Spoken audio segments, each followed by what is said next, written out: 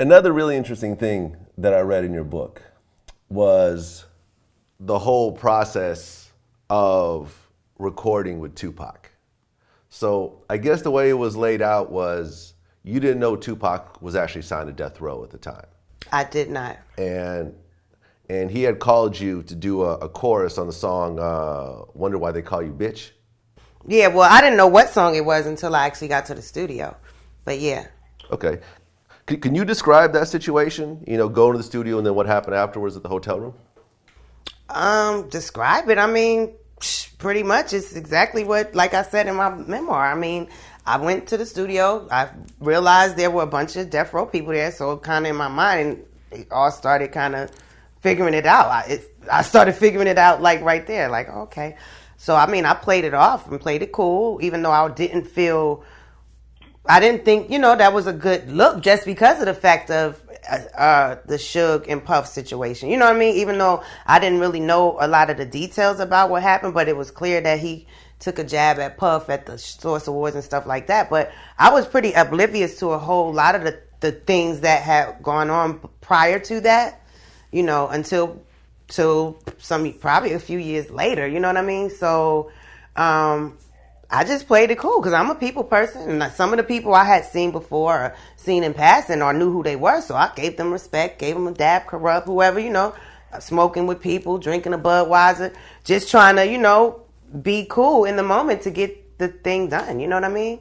But not definitely thinking about, like, I know this probably looks crazy. They probably looking at me like, what am I doing here in this situation? But, in my mind and in my heart, I knew that I didn't really know what I was walking into. You know what I'm saying?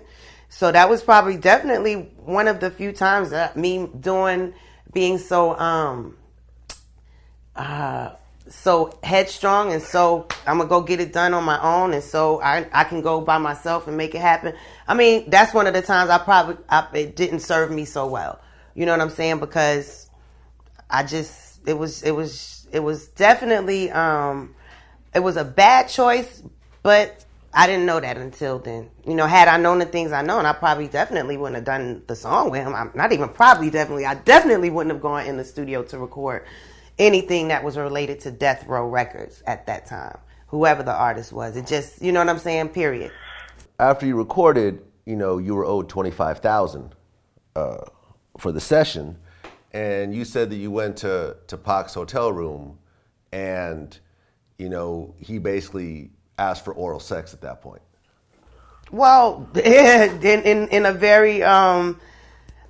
very surprising and offensive way, for sure. But I mean, by that time, I think it was, it was pretty clear to me that that was all kind of it seemed to me that was kind of like a plan. You know what I mean? Like you've been kind of guided. Like I kind of allowed myself to be played and allow myself to get into this situation because this is totally not how I operate. That ain't how I do business. And that was never even, up for discussion as far as that being an exchange. You know what I'm saying? That's not what it was about. My whole point for being in LA was and not going on that Bad Boy tour was to be out there making my money. I've very much always been about the coins. So, it was no way I was about to have done that and have myself do that song, feel the way I felt on the inside, and probably look to those people without getting some money when it's all said and done. So that was my ultimate goal. And by that time, it was tight.